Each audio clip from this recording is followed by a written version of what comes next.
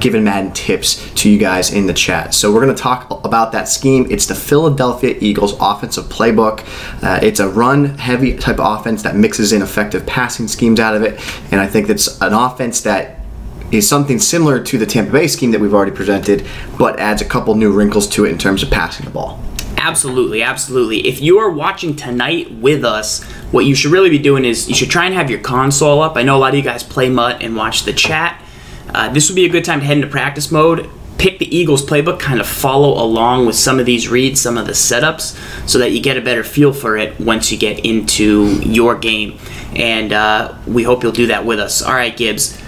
The first formation you're looking at right here in this Philly playbook is the gun wide trips offset weak. I think the most important thing to remember is that it's the 11th formation. Yeah, oh yeah. Because this playbook has so many, and so many of them sound like kind of similar, right? Like wide trips there. Offset, wide trips offset weak. You'll get into your playbook and you'll be like, which one was it? Right. And I mean, you look at the difference between the wide trips offset and the wide trips offset weak, and it's the halfback. That's it. That's it. But what makes it so devastating is the tight end on that side of the screen is going to hold blocks for you and allow you to get to the edge. Where Correct. If you call it from the other side, you're pretty much going to be at a disadvantage with the inside zone, which is kind of a staple of the formation. So these are the things that we go in depth on, and we hope you guys enjoy it. And let's get into this. Yeah, so once again, we are in the Philadelphia Eagles playbook, and a great tip by Farles is the 11th formation. And you want to remember that. So you're picking your play. You would just call it a single back play. You're going to pick a new play, third down. The clock's ticking. You don't want to have to read the formations, especially because there's so many. There's 23 offensive gun formations in this playbook. You just want to go, okay, I got to get to 11. Correct. That's going to help you get there as quick as possible. You're going to have no errors by just focusing on the number 11 formation. Then from there, if you take a look, this is very similar to what we did with the Tampa Bay scheme. So you have an inside zone, it's a staple of your entire scheme here from this set.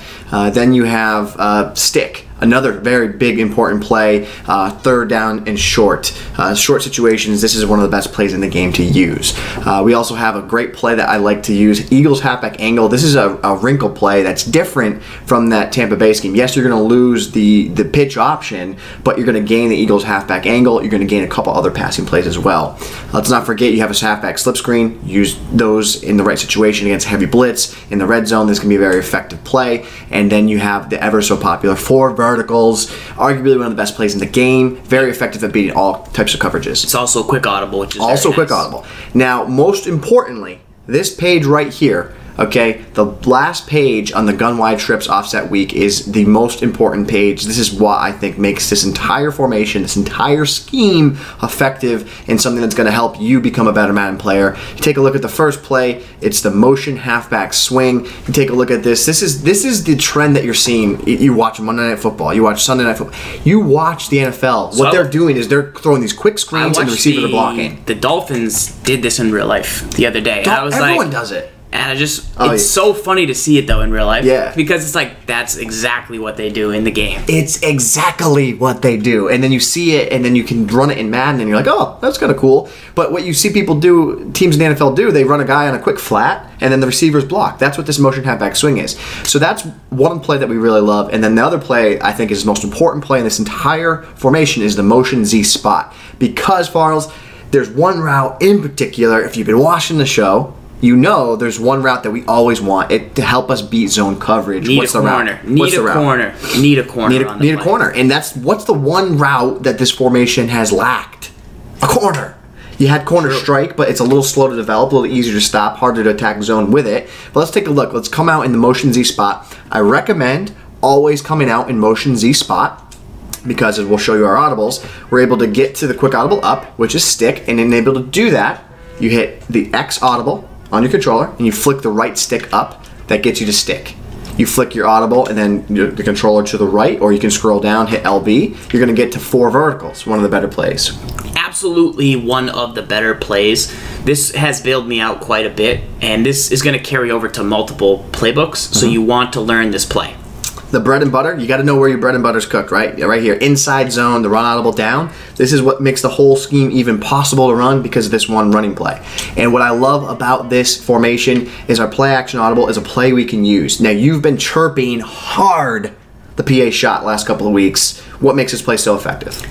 What makes PA so important is it picks up mainly every pressure in the game. Yes. Play action blocking, they're not going to let guys up the middle of the defense. The pressure's going to have to come from the outside.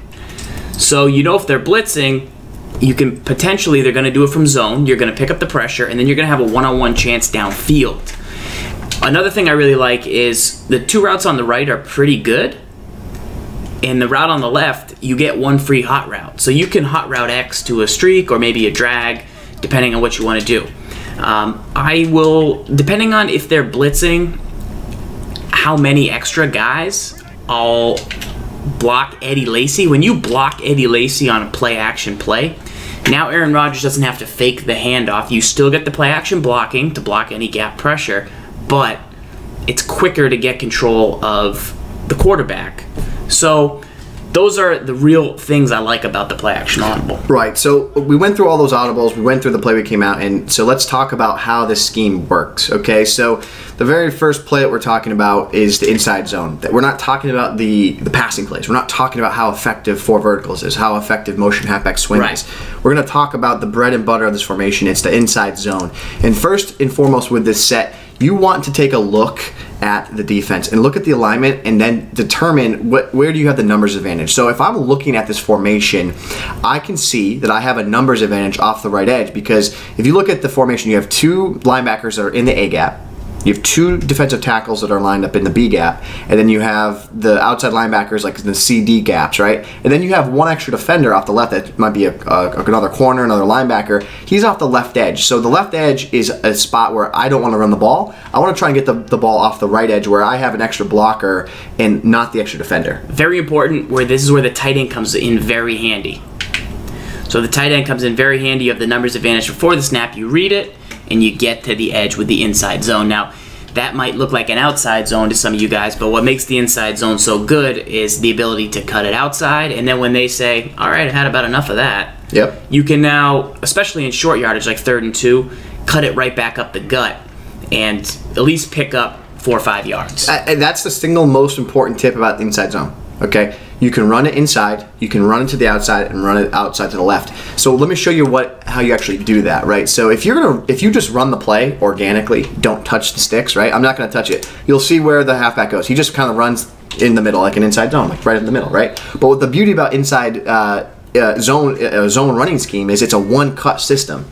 Right, so the halfback has to read the line of scrimmage where the blockers are, and then the halfback makes 1 cut and then goes. Right, so in this instance, I can see, okay, your defense is stacked to the right. You can literally see there's more defenders on the right than there are on the left. And this is where the shovel option will be good, but you don't have that. Right. So you can just manually cut it left with the left stick. Don't hold turbo. Yes, pro tip right there. And then just gun it left as fast as possible at the snap. If I could get a zoomy zoom here, we're not going to, but on my hands, you want to snap the ball and just immediately hold 9 o'clock on the left stick and just hold it until he cranks, and then you can't. That was really bad. That was really bad. You got to hold it about 9 o'clock, maybe like 10 o'clock, and he's going to crank to the left here. So move those defenders out of the way for me real quick. It's also Eddie Lacy. Yeah, not great. If we're talking, we want 93, 94 agility probably. Right there. So that right there is what makes this run effective, because now I can take that 1 cut to the left, I can cut it inside in the middle, or I can cut it outside to the right. So you now essentially have a 3-headed rushing attack with 1 run, which makes it one of the best value runs in the game because you can attack different gaps with it. So now once you start running the ball, you're going to get your opponent to commit extra resources into the line of scrimmage, into the box. So what I mean by extra resources, okay, you can't stop the run with the front you have right now. So Falls, bring the strong safety up. You got to bring him up. You got to bring him in the box. You got to blitz him. You got to stop the run, right? So now, as an offense, I say, okay, my opponent has to commit extra guys to stop the run. I'm going to now use this play, motion halfback swing. I'm going to streak the outside receiver on the right.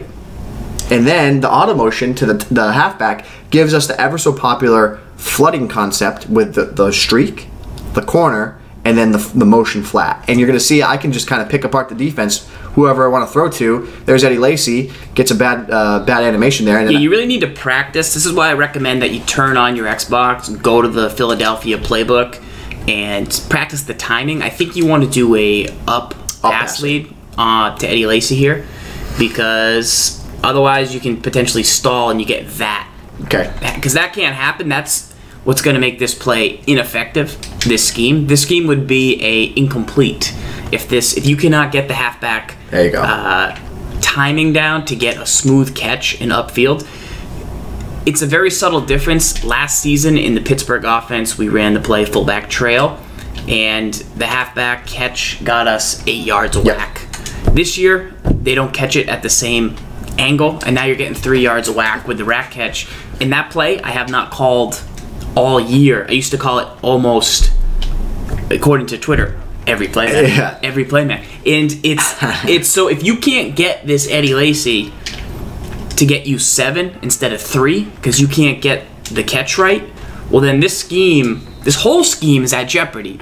Honestly, because of one route. Just run double P at that point, right? I think it's true. So you need to lock that in. So one other thing I'll note here is I believe that you want to throw this a little earlier than later. So like if I'm getting great animations and I'm getting upfield, getting the rack, I'm getting 5 yards a pop there, right? Now that was an early throw. If I throw this late, I think even with an up pass lead, I'm going to be in trouble. If you throw it late, you're in trouble, and that's the real issue, because it's the second thing you want to do. You want to try and go deep before you go to Eddie Lacy.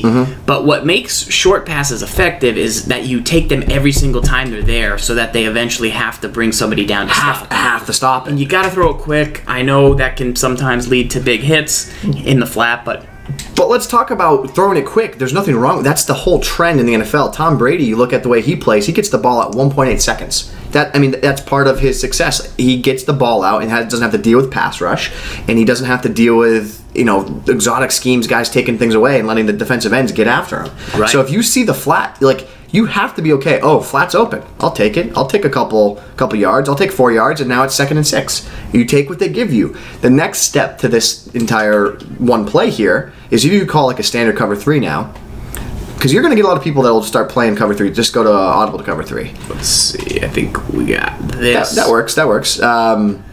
You want the deep safety might not get down here, but what we're looking for here is that corner route. It's because the deep safety's deep and he's not coming down. Typically, the safety will be in the hook assignment there. That's who you got to read on this play. So you have to read the safety here. We'll just drag him down so that he starts and gets attracted to Eddie Lacy. But yeah, that's what's going to open up the corner route. So once you've continuously pass the ball in the flat, they're going to have enough of that. They're going to drop a flat defender there, and you'll have the corner route. You might have to wait on it, but you'll eventually have the corner, and it should be a pretty easy throw. And again, it's the route combinations that are making that win. And what's important that you said there, Farrell, is okay, if you are in that cover 3 and the safety is deep, then I have to throw this flat. I throw the flat. So I'll go to the cover 3 again real quick. The cover 3, and the safety's back there. Leave him there. Leave him back there. Leave him back there. All the way back. If this happens, I have to be okay with just taking that. And you got to get it out early. Right. So that's the whole point here. What we're trying to show you with this corner route opens things up. The other options you have here, we're leaving the tight end on the angle streak. I don't love it. I would say probably a quick drag. I would say it's worth the second hot route to get there. I actually hate the drag because it's one of the things that gives me the biggest headache. Yeah. So I like it now because that's where people have been giving me trouble. It's just a little drag to the tight end. It's just been so difficult. So by default, if we're going to say that in our opinion the best setup for this play, you would hot route the far left receiver to a streak. You would hot route the far right receiver to a streak, and then you'd hot route the tight end to a drag. This would be, in theory, without having to look at secondary adjustments or what the defense is doing, this would be the best available option pre-snap setup. Because, okay, you take away that route to the right, well then I can dump the ball to the tight end for another quick gain. Right. So that's the whole point. That tight end's going to win against man as well. And all the action to this play is going to go to the right side. So you're going to see user guys attack. There's no way, I got to go here, I got to go there. The last thing I'm worried about is the tight end. I'm like a bug who sees a light bulb. When Eddie Lacy starts running, I'm just like this. Because then I know it's not inside zone, so then I know any defenders I have here I don't need anymore. Then I go over here, then I probably go to the corner, and all of a sudden it goes to the backside. Yep. So that's what I really like about this play, and it's just one play built off, and then you've got just the screen. Then you've got the screen is what makes them run over there. 4 verticals. Right. You've got a little bit of everything. The last option with this one play, of course, if you get one-on-one, what do? You chuck it and you go for a one-on-one win. Like, that's what you go for. You get your best receivers out there that are going to give you the best matchup, and you just go for the win. So that's your first play. We shouldn't have to go over 4 verticals. We've gone over this many times. We should, though, quickly. Okay. Just because I think the drag to Montgomery is the key. Is very, very important. I think it's important for a lot of people that are struggling to beat man-to-man coverage. If I'm going to call, I don't have cover 2-man in this specific formation, but that one will work. A drag. So people that call 4 verticals against cover 2-man, and the only real read they have is Rodgers, because that beats man and zone. It drives me nuts because then they just end up throwing to RB, and a streak is never going to win in any really of these positions against 2 men under. Because you got 2 guys deep, so you're always going to have like a bad matchup. Yeah, and you just can't get inside, right. and that's what people try and do. They think it's zone, and they're just going to sling it.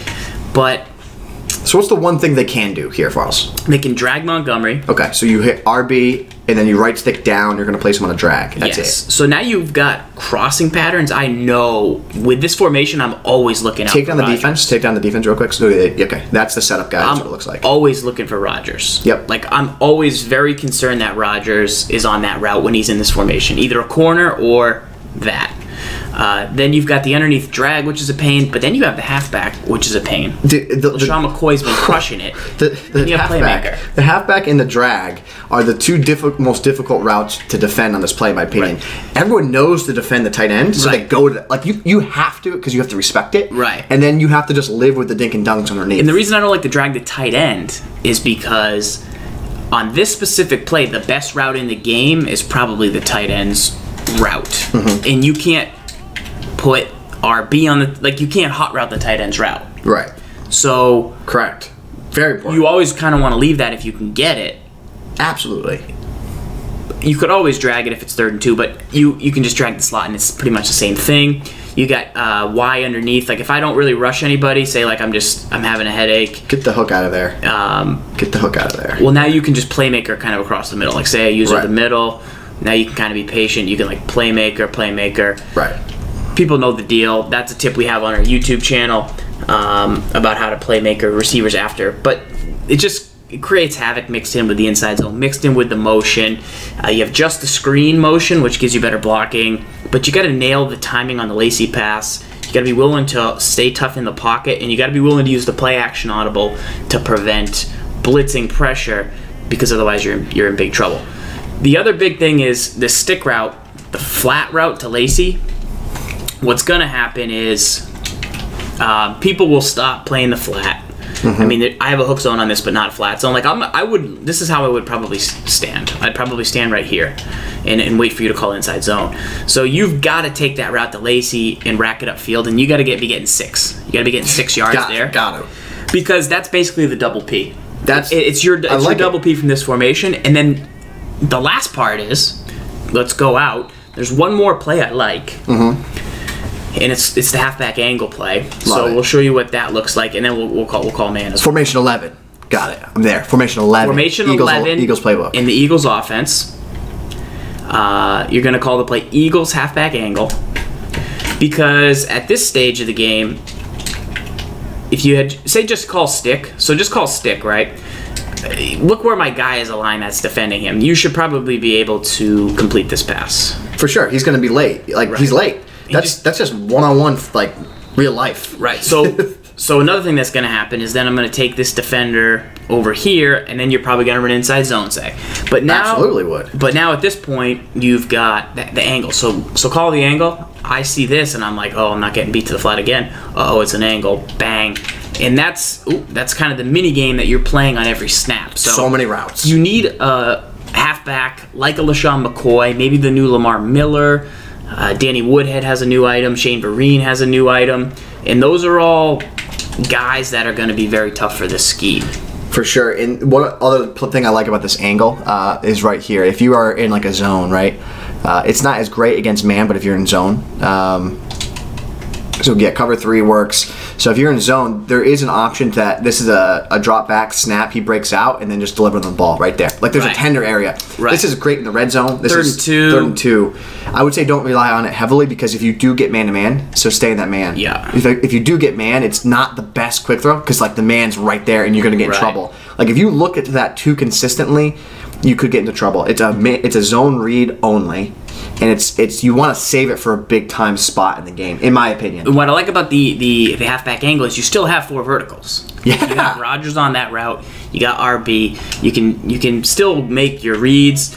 So you're gonna still have good success. It just changes the angle route to the halfback. Right. So those are the big things that I enjoy about it, guys. We'll show one last play. Very important. It's the motion. We haven't shown it, and this is kind of what makes it all even work even better, right? This is great in the red zone. We're looking at the Eagles Playbook. We're just looking at one formation. It's formation 11. It's the gun wide trips offset weak. We broke down the base play, which is the motion Z spot. But the motion halfback swing is super important, and this will all be on youtube.com/zfarls tomorrow for anyone that missed it when we first started at 8 o'clock. Give me the defensive stick real quick, because I think this is important. Because I think this is a play that helps with the meta of how people play the game this year, right? So let me go ahead and let me set up the best blitz in the game, right? I always like referring to like stuff like this, right? So I'm going to set up the best blitz in the game. Let's see. Here we are. And real quick. Okay, so the blitz now is set up, and now I'm ready to go. The blitz is supposed to come in, and we have all our defenses set up. Uh-oh. Now the defense is out of position because what ends up happening when people want to blitz from zone, they typically need a lot of their defenders to be directly in the box.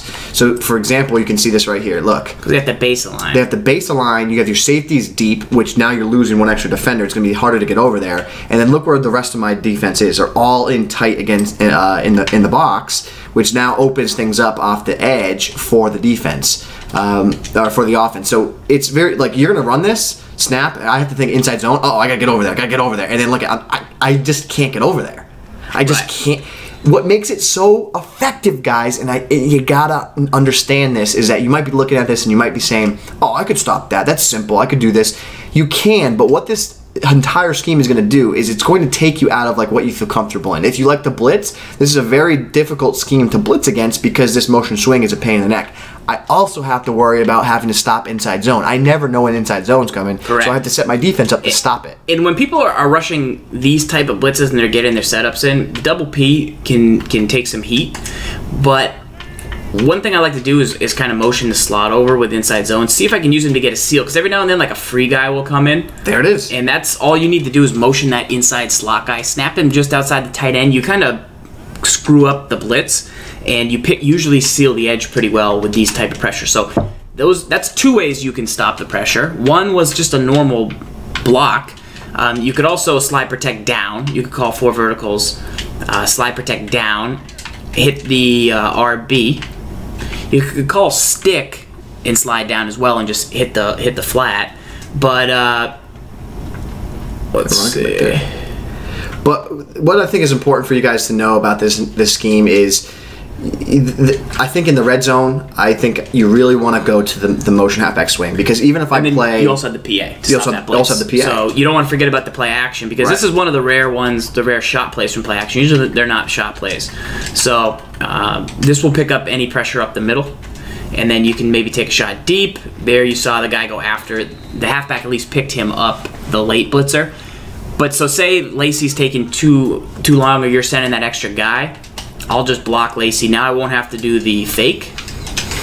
And now we can maybe take a shot to Jones. I'd probably put Cobb on a streak against Optimus Grimes and challenge that speed that I talk a lot of trash about. But right there you saw we didn't have to at least make the fake. Right. For sure, but what's important here is that you stay in the halfback, the halfback motion here. Even if I play cover 2, like unless their defenders are out here lined up, we're talking this one specific play, like unless you see like this alignment, you're almost always going to win with this motion play. But here's the thing, now your opponent goes to this type of setup, now you're like, oh, I can probably run inside zone. Definitely left. Right, I can run inside zone because now you took defenders out of the box and you're trying to stop the screen. This screen is another, again, like you said before, it's another extension of the run game. So I'm going to play cover 2. I'm going to keep guys in the box because I need to stop the inside zone, and then you're gonna play the cat and mouse game. You stop inside, I go outside. Here it is. I would pass the motion there because I don't want to face that flat zone. Right. But I mean now 4 verticals is we're talking game over. Right. If you catch them in cover 2 with 4 verticals,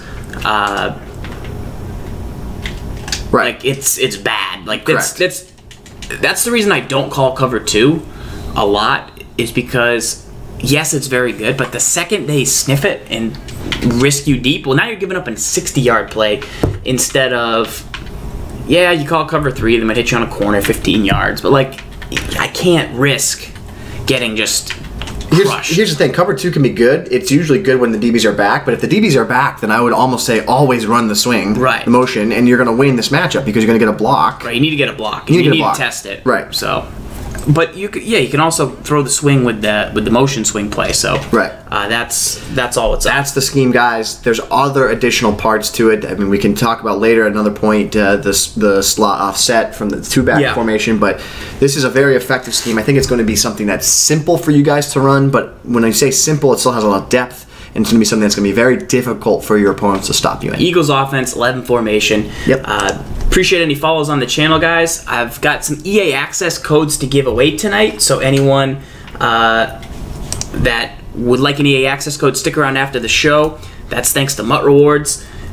Tonight in the Brain Trust, within the next 24 hours or so, we've got an email coming on your Twitch messages from Zan, his I-form close scheme, and we just gave away the free Eagles offensive scheme, so we hope you guys use that a little bit, but we also like to give the Brain Trust guys a little something extra. And that's going to be coming... you're probably within the next 24 to 36 hours. I mean, that's coming in hot. If you want the scheme from Zan's going to show you the next step of everything.